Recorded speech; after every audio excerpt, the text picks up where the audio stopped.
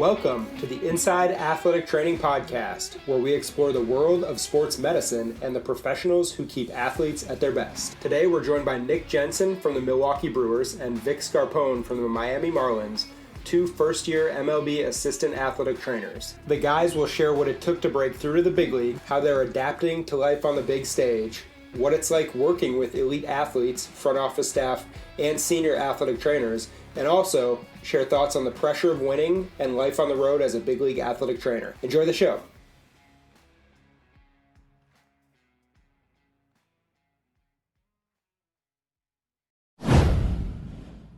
All right, guys, welcome back to the Inside Athletic Training Podcast. A couple of recurring guests here. Today on episode 93, we're going to be talking with two first-year Major League Baseball athletic trainers, and Nick Jensen of the Milwaukee Brewers and Vic Scarpone of the Miami Marlins. Guys, today we'll discuss a lot about your careers and your life in the big leagues thus far. Talk about how both of you guys worked your way up through the minor leagues, advice for younger professionals who may want to be in a position like you guys are now.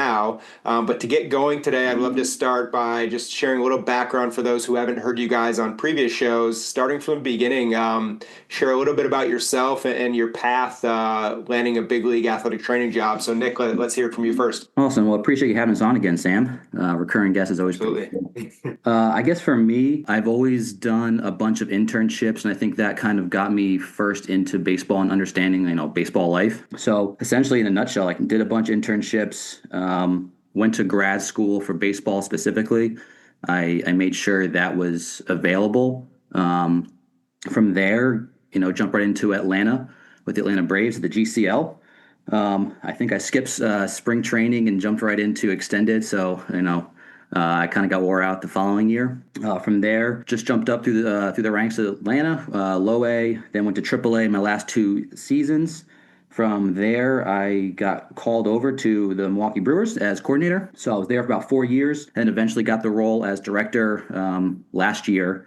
And then, here I am now as the Major League assistant with the Milwaukee Brewers. So it's been a good run. I think about 9 seasons so far. Mm-hmm. Yeah, definitely a wild ride for anybody looking to make their way through the minor leagues, as you can attest to. Vic, how about you? What's your story in terms of your path to ending up with the Miami Marlins? Yeah, similar with Nick, getting the foot in the door with the internships. Most everyone likes free help, and I made it clear that I was committed to baseball. And with that, just starting that first paid internship with the Braves, and then moving on to affiliate ball with them for a couple of years, and then going over to the Dodgers as assistant AAA trainer in 2019, working the alternate site in 2020, and then coordinator 21 through 24. So definitely went through the minor league system maybe a little quicker than typical, and had plenty to catch up on and learn. Still plenty that I'm still kind of learning along the way, but yeah, just definitely got a little piece at least of kind of all the different levels and experiences that you kind of get with that.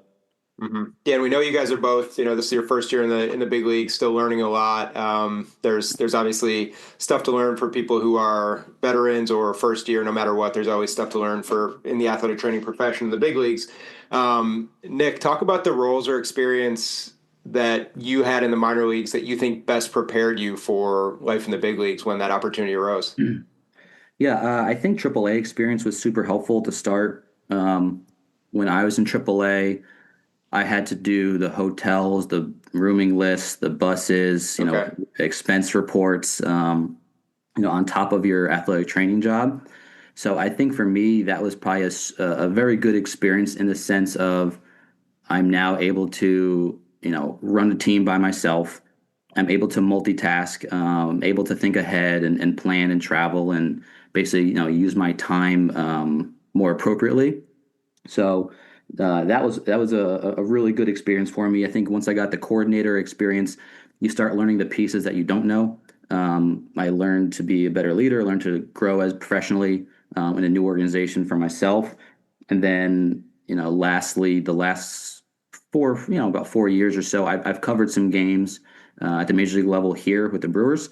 So I start getting, like a little appetizer, start getting a little piece here and there of what to expect. And I think, finally seeing that and seeing where I've been, the past, like we just mentioned, 9 years or so, you kind of realize where you're at. And I know we'll talk about this later, but you start seeing like, hey, I could see myself here. Yeah. So that's probably what I would say. And Vic, on your end, you mentioned the stops you made, pretty quick rise to the big leagues. Was there a certain level, double A, triple A coordinator that you think got you most prepared for where you're at now? I think like what Nick said, but whenever I was in a new position, if it's a new affiliate or if it's in, coordinator spot or whatever, that first year, there's so much that you just don't know. And that even goes the same for at the major league level. I can not even begin to emphasize that I am not polished when it comes to being a athletic trainer, whether it's minor league, major league. I'm still gonna make plenty of mistakes. I'm not nearly gonna know as much as my cohorts that are have been in professional baseball for many more years and had a lot more experience and have seen so many more things. But regardless, that's as quickly as I can make those failures and get past them and learn from them. I think that's the biggest impact that I've had. It's one of those things to where I've learned plenty just by being in those roles, but it's kind of the failures and the challenges that you face within those that you're kind of like, okay, like I don't want to experience that again. So what can I do to avoid that and learn from it, I guess. Yeah, no, getting to know you guys, you both have kind of preached that it's a constant learning process, whether you're in the minor leagues or your first year in the big league job. It's never, the package is never complete. There's always something to continue to grow and learn, which I think you guys do a great job of. Nick, you mentioned in your previous answer, you kind of get a feeling maybe you're ready to make that move. Obviously, it's not necessarily your choice. You can do what you do every day and work really hard to put yourself in a position to be prepared for the call up to the big leagues. But when you were in your role last year with the Brewers or maybe something previous, was there a moment in your career where you're like, I am ready. I think I can handle this job if I get the call? I don't think there's just like one moment. I kind of look at it like the book, like Tipping Point, where you start building enough confidence, start building enough reps, and eventually you just hit a point where it's like, yeah, I could handle this, or I think I'd be available to take on this new challenge. Like I said in the previous answer, I think part of it was just seeing what happens at the major league level, getting the opportunity, whether it's just somebody sick or they just need support up there, and kind of getting a homestand here and a away trip there. I think the other piece is, I started getting some interviews the past couple years, and I think that is great experience in general. But I also think just the fact that other people were thinking about me and asking to interview me was at least a really humbling moment for me to like, people out there pay attention, or they talk, or there's something that I provide that they think I'd be a good fit in this position. So I look at that as a really big just a really cool, like, humbling experience that, like, hey, maybe I am ready. And you start building this confidence that, if other people think I'm ready, maybe I should as well. So that's, I'd say the past 2 years, I started feeling a little bit more ready. And then once you get in the role, you kind of figure it out from there. Yeah. And Vic, similar but a little different question for you here. Obviously we're talking about a moment you might feel ready for the big leagues. And Nick mentioned the confidence that comes from being noticed or getting an interview. Were there people with, in the Dodgers organization, maybe like Ron Porterfield, a legend in athletic training, who kind of told you might be ready or breeded confidence in you when you're working in such a big role with the Dodgers? Yeah, I definitely counted on Ron a great deal from that external feedback. What does he see? Are there certain weaknesses and areas for me to improve on? Obviously, that's always going to be the case. However, I definitely relied on him to give that feedback and say, am I kind of ready to go for this next step? Because as we know, Ron's had so much experience at the major league level and in baseball in general. I'm certainly going to defer to him and trust in his judgment to when he's ready to push for me to move on to the major league level. But at the same time, kind of looking back as well, I remember when I first started in pro ball, I was thinking like, okay, there's a little bit of mystery about, what happens when you're in the major league level. Do you treat totally different? Is there certain things that they're not doing that you are in the minor league level, and vice versa? And then I think you kind of just realize that, the job stays the same in a lot of ways. You obviously make improvements for the better, but you got to enhance your confidence that, you're doing the right thing at the minor league level and early on in your career. It just comes down to refining it and making it as good as possible to where you are on a bigger stage. You have your options and your plans ahead of time so that you can just make the most prudent decisions. Yeah. And Vic, we'll stick with you for this next question here, which I'm interested to hear. Breaking into the big leagues is incredibly competitive and difficult. You guys put yourself in great positions through hard work to get there. Some people never do.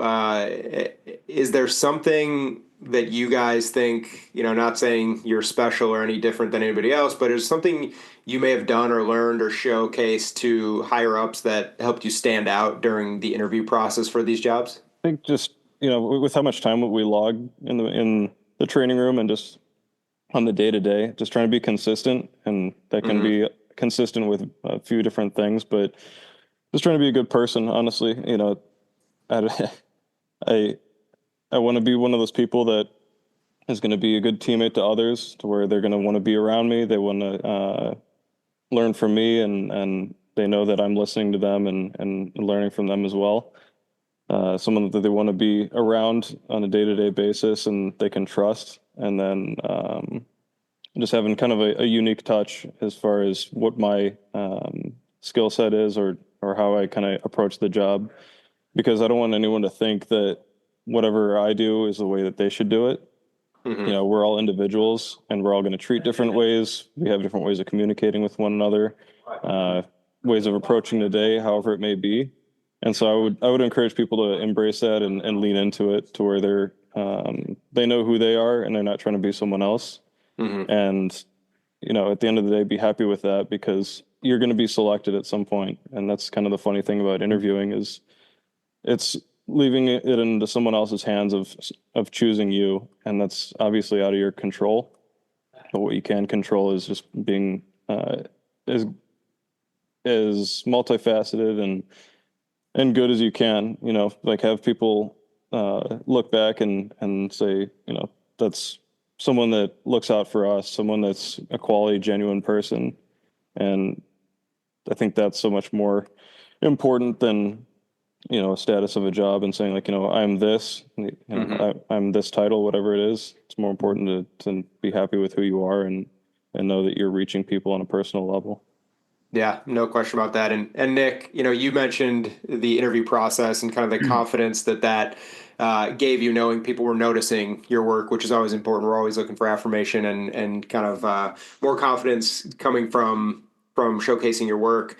Anything that you thought helped you stand out during the interview process? You mentioned for a couple of years now you've been going through it, and honestly, for your guys' whole career, you've been interviewing and kind of like showcasing what you can do to get to this point. Was there anything that you think helped you stand out as you were moving up the ranks? Yeah, and just to make a comment to my friend Vic here, he's one of the hardest workers that I know, and like that's a strong piece. I think needs to not be overlooked just in general when moving up, right? Like being good teammates, serving others. I think that for me, that was a huge part, at least of the last couple of years, was really trying to find where I could serve my team and develop the staff underneath me.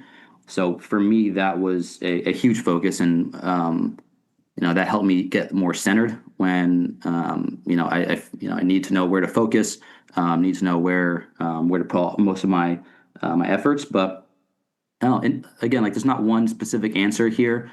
I've always been consistent when it comes to developing personally and professionally. So I've always done a couple education courses, and like mentioning before with Atlanta, that's kind of where I learned to start doing that. I typically do 2+ education courses in off season. Those who know me know I'm always learning something during the season in my spare time, whether it's a podcast, a group that I subscribe to, reading articles or books. So I think just staying consistent, and you're going to find some big wins over time if you can just be consistent. And so the other piece I think is also important.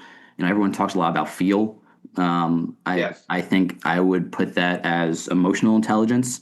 Always developing in general. So I'm not going to say I'm perfect at it. There's obviously been times where I've lacked that, but I think end of the day, being able to reflect and know where can I grow? What did I mess up today? What could I have done better? Being aware of how you're being perceived. I think those are extremely important, especially in this game, where there can be some strong personalities and how much I don't want to say pressure, but how much pressure there is essentially on fitting in and doing things quote unquote the right way. Mm-hmm. So for me, those are things that I've always focused on. Where when I was first getting in as a coordinator realm, I had a lot to learn, and I'd go home at night and be like, could I have done this situation better? Was that person right? And oftentimes I have to sit back and be like, yeah, they were right. So you hold on to this little ego piece or whatever you want to call it, but being able to make that change and stay adaptable is, I think what helped me stand out. And again, not to say one answer or I'm the best at any of these.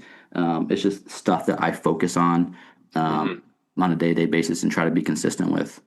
Yeah, no question. We're all different. Everyone does things in a different way, but the kind of characteristics that remain consistent are, hard work and, like Vic mentioned, just being a good person, trying to be a teammate and serve others. Obviously, a key role and characteristic for many athletic trainers out there. Vic, you mentioned Ron Porterfield in your previous answer, and Ron's been in the game forever, former PBATS president, knows a ton of people within professional baseball and athletic training. He's part of your network. How important is that network you have when you're looking to build those professional relationships, meaningful relationships that might lead to opportunities in the big leagues like you guys have gotten this year? Sure. Yeah, I'd say in my situation, extremely important because I interviewed with people that I had never worked with before. They knew very little about me. And as with many things in life, they're going to trust the people that they trust. And so those mentors that I have, those people vouched for me and explained their experiences with me and basically attested to who I am as a person. And I think that probably enhanced my chances greatly, which I'm extremely grateful for. And whoever's listening, whoever your mentor is, don't undersell and don't underappreciate that part of that relationship. And that doesn't mean that you act ingenuine towards that person or treat them as though you're like, hey, I got to be nice to this person because they're going to help me. It's more so just, look, this person's going to have your back, and down the road, you got to have someone else's back, and you have to have their back as well because, it's a small profession, and regardless, being someone who's going to help someone else with their career, personally, however it is, like that's way, one of the top most important things in my opinion, because that's how you should treat people. And if you truly want the best for someone, then you help them out and you vouch for them, and I think that's just a healthy relationship of just that's being a leader and that's being a good person, as it kind of ties back to my previous point. Mm-hmm. Yeah, no question about it. And Nick, leading to our next question here for you, you guys, I've mentioned this a bunch of times, you're in your first year in the big leagues, a huge step in anyone's growth as a professional. You guys are now probably in a position where it might seem weird, but you're probably providing advice to younger athletic trainers. Again, not saying you have all the answers or you're the greatest at this or that, but you are in the big leagues. You've accomplished a ton, no matter how much you guys, very humble, might want to downplay it. It's a huge role. It must be a little different being in the position giving advice, like I mentioned. Number one, first question, do you guys feel different, at this stage of your career, providing advice and being a mentor for others? And also, what is like a great piece of advice for potentially a college student looking to break into athletic training in professional baseball? Yeah, I mean, it definitely does feel weird to think back and be like, huh, 9 years ago, I probably would not have given this piece of advice. But it's a cool position. I think, I've had a staff when I was coordinator and director. A staff of 8 at one point, and then you basically have interns and people run through the organization as well. So you kind of see a lot of the same questions. You kind of see where, maybe where the education piece is heading. But yeah, it's a pretty cool experience. And I think my advice now, especially this probably changed since I've gotten into this position. But my one piece of advice, and it kind of entails a bunch of pieces, but just know what you're getting yourself into. If Major League Baseball is the route you want to go, and that's the level you want to achieve, I think just being aware of what that entails, right? Where, like Vic was saying about being a good person, working hard. We talked about serving your team, like understanding these are all pieces that make up just one fraction of what it means to get into the major league level. For me, I also think, be aware of the trade-off. Everyone's, Sure. Once you kind of experience the minor league life and the road trips, I mean, now there's, a day off every single Monday, for instance, and you're playing the same series. So at the major league level, right, you may not have a day off for a little bit. We had three cities, 10-game road trip the other day. You wake up and you're not really sure if it's a Monday, if it's a Friday, where you're at. But now that I'm a father too, I'm FaceTiming every single day to try and get as much time as I can with my son and my wife. And I think understanding the trade-off of you're going to miss a lot of things. You're going to miss a lot of firsts. Like he's rolling over today, so I'm not gonna be around to see that right now. And I think just understanding, is the trade-off worth it to you, like in your goals and where you want to be? So again, like it's a huge piece of knowing what it entails. I know Vic, obviously a father now too. He could speak to this point, but it's a lot. It entails a lot. You got to really want it. And Vic, what about you in terms of best advice for someone looking to break into professional baseball athletic training? So I would encourage everyone that's coming in to understand that they have not been in this environment. Like I said, first year you do anything, you're probably not going to be very good at it. Same goes true with, breaking into baseball. So carry yourself as though you have some confidence and you know what you're doing, but act like you don't know anything. And I mean that from a standpoint of be very open and listen to the people that are your mentors, the people that have been there, because it's going to come across as, probably not the best if you're coming in and trying to, shake things up and roll with the way that you think it should be done. Sure. Come in and be open and be there to learn, and be useful as much as you can. Don't shy away from the jobs that don't seem like they have anything to do with athletic training. We've all filled coolers and stock stuff and all that. And that's the stuff that really, I think everyone appreciates because it says who you are as a worker. You're not just looking for the glory of working with a player or, being out on the field and being able to watch a baseball game. It's kind of goes back to integrity. It's like, okay, this stuff needs to be done, get it done, and, earn that position, earn the respect of others. And that's best earned by doing the stuff that doesn't have that glory. Stuff we've all heard before, but, I know Nick's probably seen it as well. Some people will come in and they don't really lean into that part of the internship or whatever the position may be, being the newer hire. But on top of that, take the feedback of your mentors and truly try and improve yourself. Some people will say, hey, how can I get better? They get told and then they don't really utilize that. It's like, if you actually want to know, then use it, and have a plan for how you're going to use it. And lean on your mentors to take you through that, Yeah, I think we've heard that, from a lot of people. Dave Yeager with the Brewers as well, who runs the PBATS internship program, talked a little bit about this in his symposium about walking in the door and being ready to do the little things, to observe, and no one wants or needs someone to come in and act like they know everything. Maybe you don't know stuff, but you're gonna try and learn it. So I think that's Great advice from you there. Guys, I want to make a kind of transition to a different segment here, talking about, day-to-day stuff and what the job has been like for you guys both, with this being your first year up there. You both made the jump from coordinator type roles to big league staffs this year. First off, Nick, how did you mentally prepare for walking in a big league clubhouse for, spring training and now during the regular season, and have that confidence that, you're the new guy, but you do belong? What was that process for you like to prepare mentally? Yeah, and honestly, I'm probably still going through it, Sure. and kind of learning, my place. But I think it started with kind of going back to my previous answer. Like my wife and I had to, mentally prepare of, which trips am I going to go on? How are we going to find, how are we going to stay connected while I'm on the road, right? Where Mm-hmm. those are the important pieces.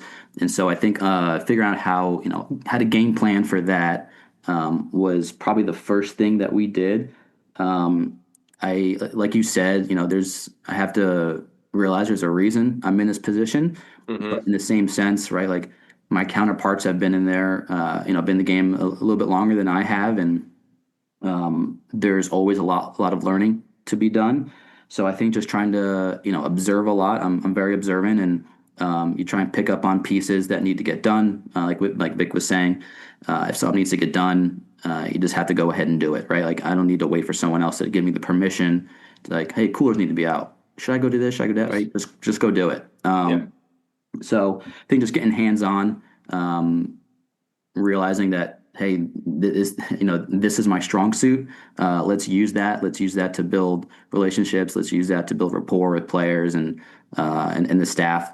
But again, like you don't really know until you get there, and then you have to adapt and figure out your place. So that's where I'm currently at. And again, like we're spring training and a little over a month into the season, so there's still, I'm still growing. And again, like we have this conversation at the end of the year, my answer might be a little different again. Sure.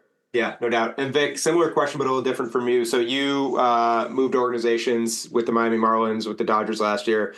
Nick's been with the Brewers for a handful of years now. Walking into a clubhouse, your first year in the big leagues, also with new coworkers, new colleagues, new leader in Corey Trumbull over there in Miami. What was that like? Because you're still kind of, I assume getting to know the people you work with, but also getting to know a new environment. So what was that process like for you to prepare for that mentally? For sure. It was interesting because, all of our staff is the first time all of us working together Yeah. for the most part. And so we're all kind of in it together, which is interesting.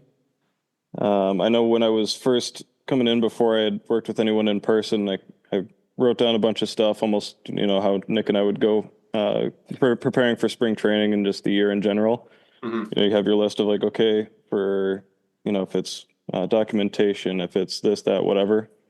So I kind of have these open-ended questions, and then I kind of realized that it wasn't so much about that. It's definitely good to have those questions.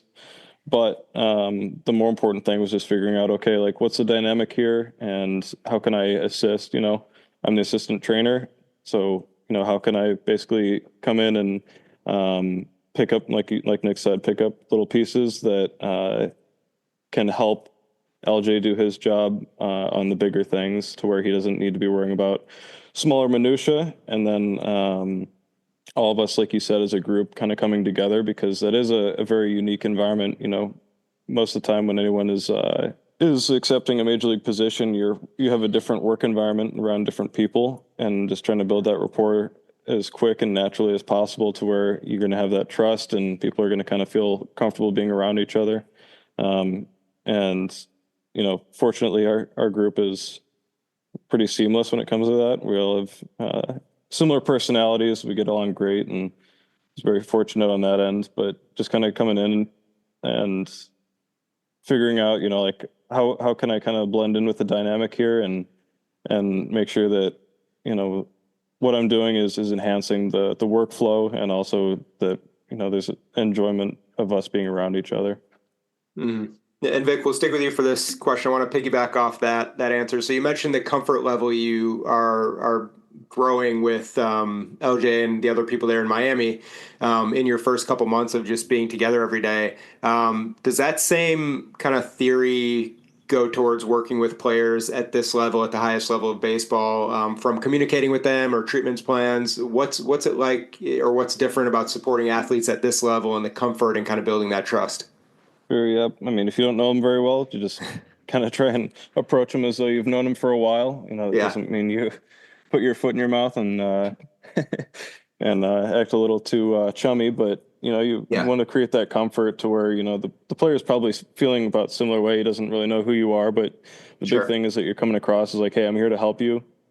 You know, be interested in who they are and just be there as support for them and say like, you know, here's what I think we should do, roll with it and make sure you continue to listen to them, because a lot of times major league players have been around long enough to kind of know their routines and what's helped them, what hasn't helped them so much in the past.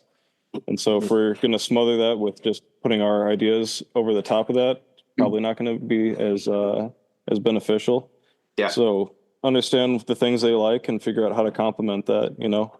So I don't think that just because they're in the major leagues, they ever want to stop being coached. I think sometimes people shy away from giving certain feedback or ideas just because they think that the player might be ingrained within their own routine. However, I think as long as you're coming from the standpoint of, hey, here's an idea, it's a little different than what you might have been doing. You know, if you don't want to try it, that's fine, but offer those solutions. And I think at the end of the day, you're not doing a disservice. You know, you're providing a different idea or a different approach, and just be efficient with your time with it. You know what I mean? So you don't have all the time in the world, especially if you're trying to do something a little different than what they're familiar with. You sprinkle it in, and then if it's gaining traction and you get some momentum, then you roll with it a little bit more, but try not to do the big overhauls and changes. You kind of have to treat it like an art and blend it in. Yeah, it's well said. I guess it's cool to hear you talk about athletic training as an art form. Obviously, it's a science in some aspects too. Nick, similar question for you. So you might have you have pre-existing relationships with many of the Brewers players from your time in Arizona and running the minor league staff and just being there for a while. So a little different process for you coming into this year. Is it a little easier for you? Maybe easier is the wrong word, but more comforting for you walking into the clubhouse knowing so many of these guys, or is it still, do you still have to kind of work on remaining confident, working with the big league players this year? Yeah, I mean, it's definitely helpful to obviously be a familiar face. So that might help a little bit more with building rapport. But end of the day, right? Like I think I was actually talking to another staff member about this, but when you're with the team the entire span of the season, every single day, going through everything with them, it's just such a different. I don't know. You build this different relationship with the player. So before, as coordinator and director, I would just pop over during spring training. I'd help out maybe a couple days here and there, more specifically, but for the most part, you just kind of walk over, help out a little bit here and there, see the players, cover some games. But at the same time, I kind of always felt like a visitor. Because there is something to be said about being with the team 24/7 and experiencing everything that the player is experiencing. And so while I do think it helped me on the front end, just be a familiar face, there's also a piece I'm learning now that I'm building more relationship now, obviously being with the team than I did previously, and that's just because of I'm around more, getting to know players on a deeper level than just surface. So there is something, like I said, something to be said about being with the team constantly. You just develop a different relationship. So that is, I mean, did I answer that question? Is there another piece to that? No, that's great. I think it's important for younger athletic trainers, like you guys have mentioned, to remain confident but also humble, no matter who you're working with at what level. Like Vic said, treatment doesn't necessarily change. It's just kind of how you go about it. And Nick, you also mentioned the feel for the environment you're in, which is hugely important. So cool to hear from you guys there. Vic, you guys being in the big leagues now, we know winning games is what matters most. It's different than development that happens in the minor leagues. Not saying winning isn't important everywhere. Do you guys feel that pressure to win more now than you have in years past, now that you're at the big league level? I think that, yeah, there's definitely a little more pressure on that sense, but also availability, Sure. You think about depth in the minor leagues of, okay, if this guy, if he needs a day, if he needs however long, you have some backup. And at the end of the day, the goal isn't for them to be able to make every single game of their AA career or whatever, there's flexibility there usually. However, at the major league level, there's a little bit more pressure for availability, and that doesn't mean you put anyone in harm's way. However, you don't necessarily have a little bit more of a comfort zone where you can buy a little bit more time. So you just have to be prudent with the exam and making sure you cover all your bases in that sense. And that kind of goes back to having your process refined and just kind of lay out like, okay, if I'm going to make this decision or if we're going to push for this decision together, why and what goes into it. So that way you're not just going off of, a feeling or emotion, just saying like, oh, it seems kind of sketchy, so let's do this. So you put everything together and this is why decision making is so important, regardless of what level it is. But just have everything mapped out and go through those reps with intent. So where when you see these patterns again, if you see a low back, shoulder, whatever, you can kind of roll through your process and just feel a lot more confident with however you're deciding to go. Yeah. And Nick, how about you? I know the Brewers have been one of the best teams in baseball for a long time now, and hoping to get over the hump eventually. Is it a different feeling than you've ever felt before in the clubhouse every night, going out and trying to win a game? And obviously we're early in the season, but everyone's eyes are always toward the playoffs. How are you feeling about that? Yeah, I mean it's definitely real. It's funny because I've had a couple years of experience now where you can experience the clubhouse in season over the past, like I said, like 4 or 5 years of just covering. But you can definitely feel the difference when you have specific teammates that are on the team versus others that aren't there. There's obviously, like you said, an expectation to win. Brewers have gone to the playoffs, 6 of 7 years or something crazy like that. But like we just need to get over the hump and like you said, get into NLDS, CS somewhere.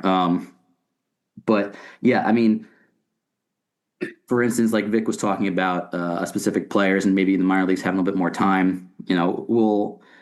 We'll tell them that there's a player, hey, only use as an emergency, and there's always an emergency in the 6th inning to use that reliever that we want to try and stay away from. So the pressure is definitely there. I think I overheard a conversation between a couple of the veteran guys in the bus after a couple losses in a row, and I think just hearing their perspective on the season was super important for me. Where if in the minor leagues you lose a game or two, you're really hard on yourself. You beat your helmet, all the above, right? And their perspective was it's a long season. You have a good week, a good series. Next thing you know, your batting average is creeping up. You hit a couple home runs here and there throughout the month. Next thing you know, you're at 30, right?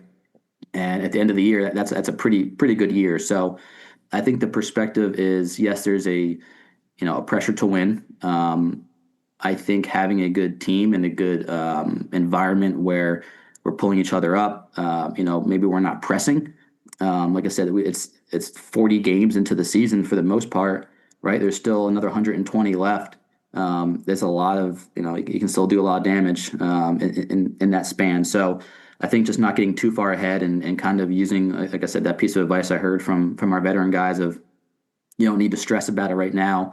You get lucky, you hit a home run here or there. And next thing you know, you're looking at a pretty good year. So I think that's super important. And obviously every game's a must win.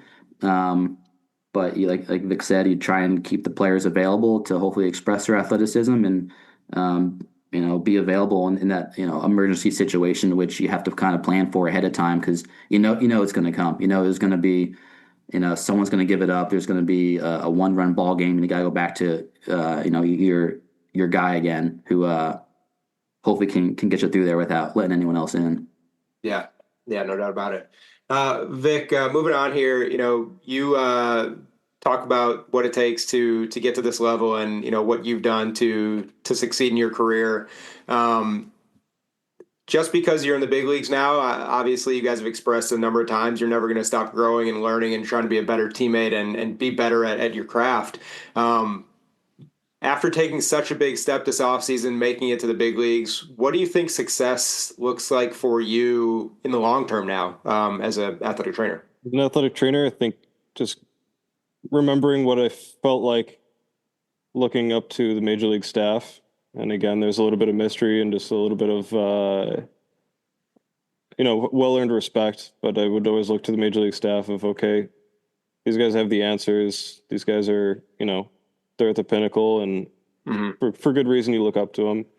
And so not losing that idea. I'm assuming that other people have similar sentiments in the minor leagues, but not losing that perspective of, hey, I'm a role model to some, and what's my duty to them to educate, listen to them, stay in touch with them, and to help build them up to where they can achieve whatever they want in this profession. It's very easy, especially with the grind of the major league season, that we can kind of get into our pigeonholes and kind of stay in our own areas. But that's something that I'm just trying to keep myself accountable for, to where I always want to keep in touch with, Dodger staff, anyone else that I've encountered, but also our Marlins minor league staff as well, because I have plenty to learn from them, and I want to keep that relationship to where, when I'm not in the room, I want them to talk about me in a positive light, and to where they feel like I've gone out of my way to help them, and that I've been available to them, and not just from a standpoint of professionalism, but just, again, going back to that genuine friendship and just a good person that they want to be around. And I think that's, ultimately one of the more rewarding things for me in this career is just that mentorship and relationships within the athletic training staff, so we can all enhance our skills and abilities just for the profession in general. Yeah, very well said. And Nick, similar question to you. What, accomplished such a huge goal this offseason, getting the call up to the big leagues.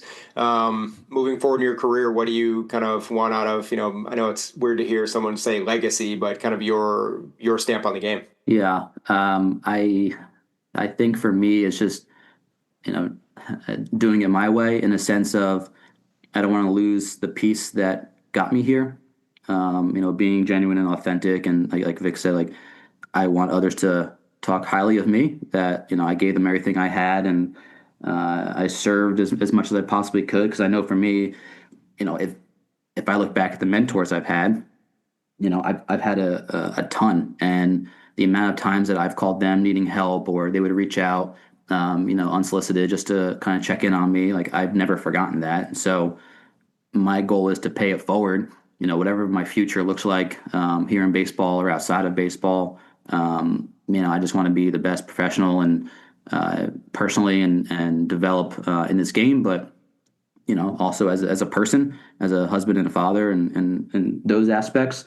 But I think for me, like, it's not like we're not done yet, right? Like, we got to a position that we want to go to. I think the drive and hunger that Vic and I both had to get to this position, it's still there. And so we're always going to want to grow and develop a little bit more. And, I want to find more ways I can provide value to our major league squad, and, basically just put myself in a position to help more. So, right now, I think in the current state, it's just, how do I support Brad and Lee as much as I possibly can? And so I think that's kind of where, if I'm looking, not getting ahead of myself and just kind of looking right now in the present, that's kind of my success currently.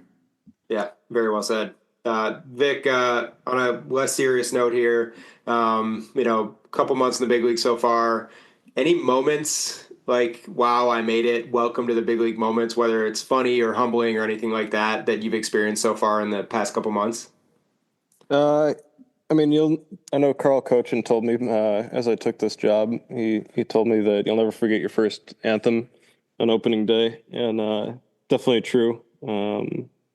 Just when you have that what is it, minute and a half, depending on how long the singer goes, but say a prayer and just kind of think back about who's helped me get here and everything that it's taken. It's a really special moment for sure.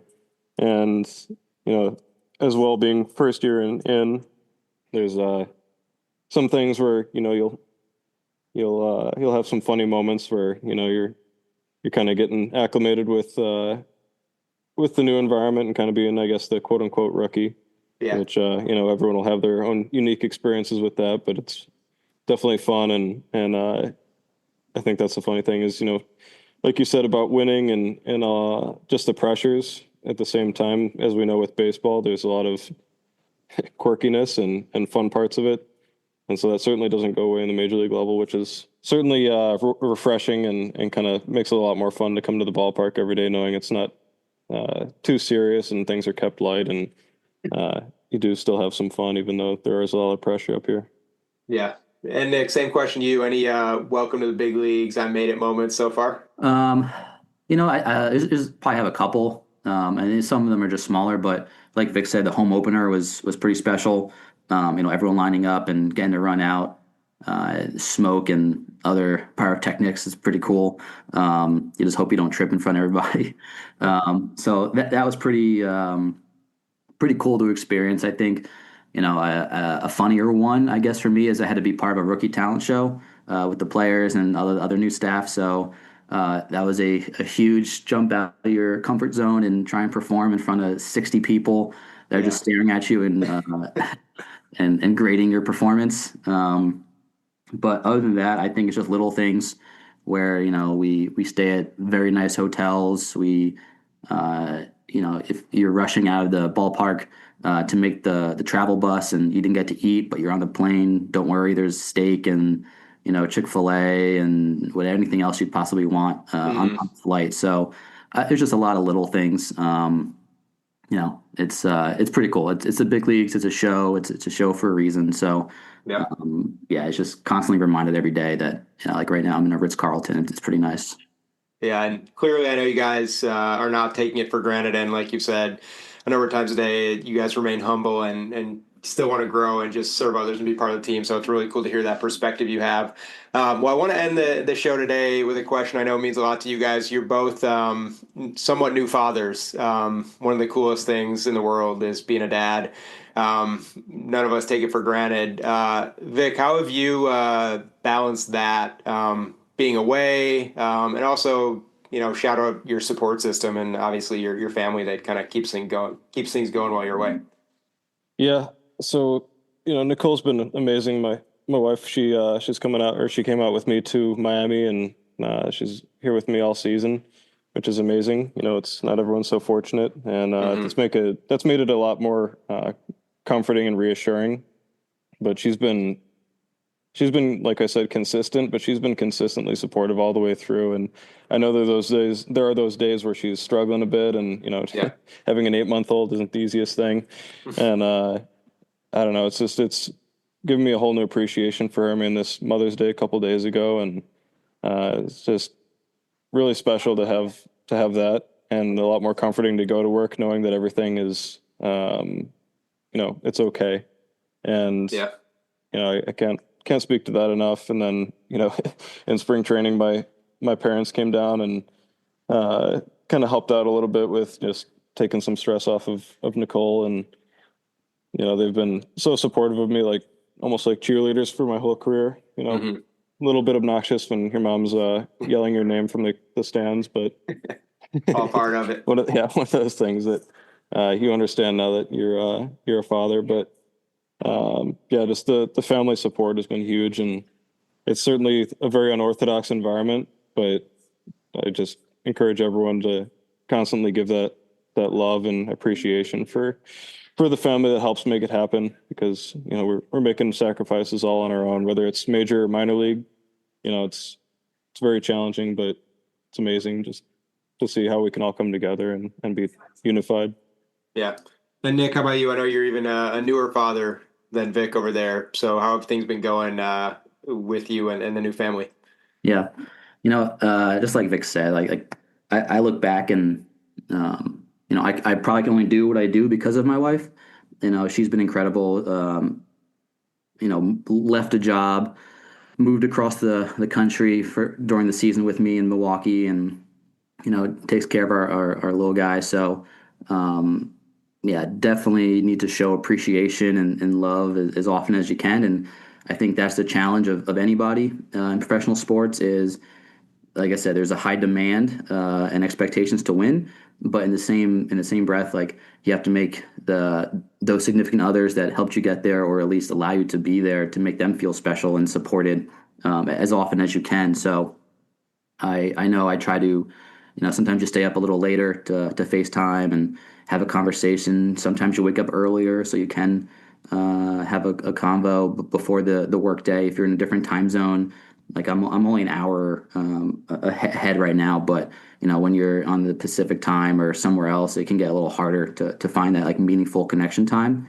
But yeah, it's a lot of my days are filled with a lot of pictures and videos of our little guy Jack and what he's doing. So yeah, it's you try and find ways to stay connected, but end of the day, our wives are great, and there's a reason that we get to do what we do, and I know Jack's being taken care of at home. Awesome. Well, guys, I really appreciate your time today, coming on the show, sharing so much insight and advice for younger athletic trainers, and also kind of peeling back the curtains of what it's like as a first-year big league athletic trainer who is still looking to find their way, but also have accomplished so much throughout your career. So, again, we appreciate you all, your dedication to PBATs and athletic training, and wish you and your families nothing but the best of luck as the 2025 season continues. Awesome. Appreciate you, Sam, and thanks for having us, man. Thanks so much, Sam. Thank you for listening to the Inside Athletic Training Podcast. For more information about PBATs and athletic training, visit pbats.com. See you next time.